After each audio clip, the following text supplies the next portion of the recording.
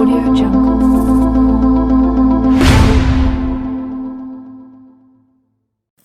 Our lesson today is talking about the living organisms, the diversity and the adaptation among the living organisms. Let's see some animals. They are classified according to their size into big animals and small animals. Big animals like the rhino, the elephant, the bear, the giraffe, and small animals like the pets we have, and like the rat, the rabbit, squirrel, for example. Also, the animals are classified according to their environment, where they live. Like some animals live in water and other live on the land. Animals that live in water, like for example shark, dolphin, fish, jellyfish, sea star, and so on. And the animals which live on the land, like bear, lion, elephant, dogs, goats, pigs, and so on. So, animals are different in many ways. There is diversity among the animals or among the living organisms. Diversity means difference. Here we have the microorganisms. If we do a little experiment by getting pond water and a microscope and a glass slide, methanol dye, drop of pond water on the glass slide, we will see that there are many living organisms that live in this pond water. They are microorganisms. They are microorganisms means that they are very, very small. They are unicellular, consists of one cell. Here we have the shape of the different microorganisms. Here we have to know the amoeba and euglena and paramecium. These are the three microorganisms that we have here. Okay, now we will talk about the plants. Classification of the plants. They can be classified according to their shape and according to the way of reproduction. First, let's see the classification of plants according to their shape.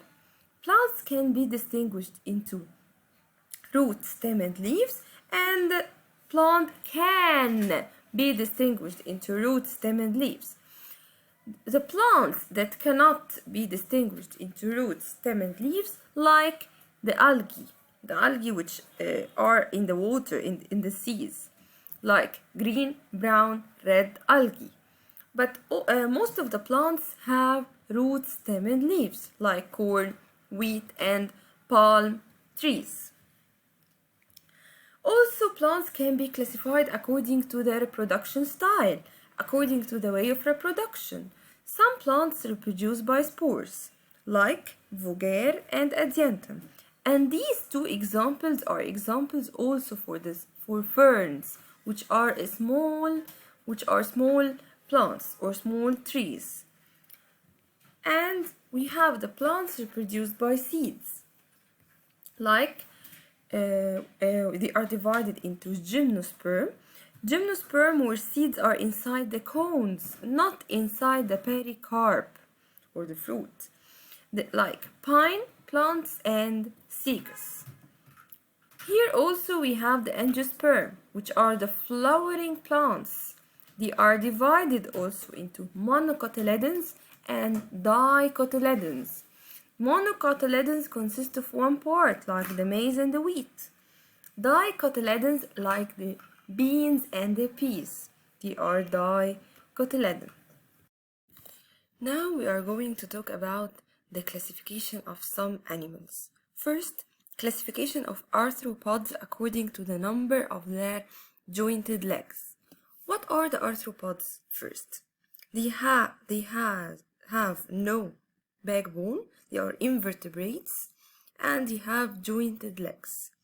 They are classified into three types. First, insects. They have 3 pairs of jointed legs, like the fly, like the bee, and the ladybug.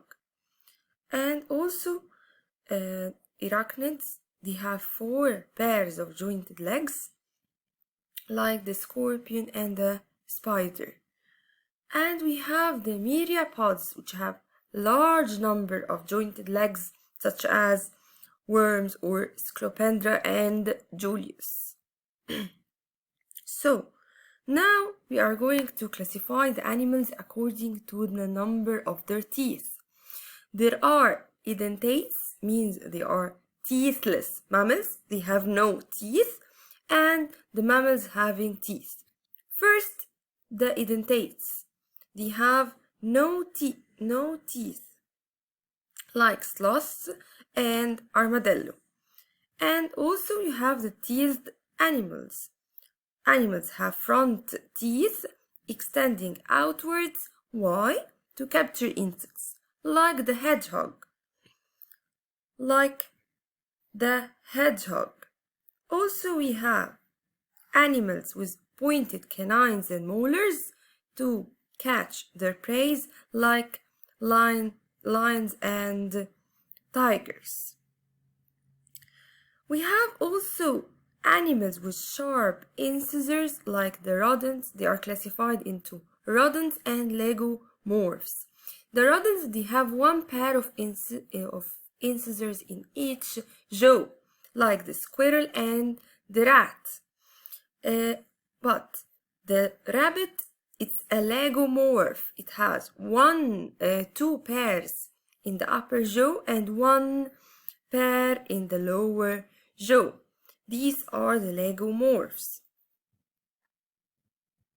Taxonomy is a science, it's the branch of biology searching for the similarities and the differences among the living organisms and placing the similar ones in groups together. We have also the species. The species, it's a group of similar living organisms that can reproduce to give fertile individuals.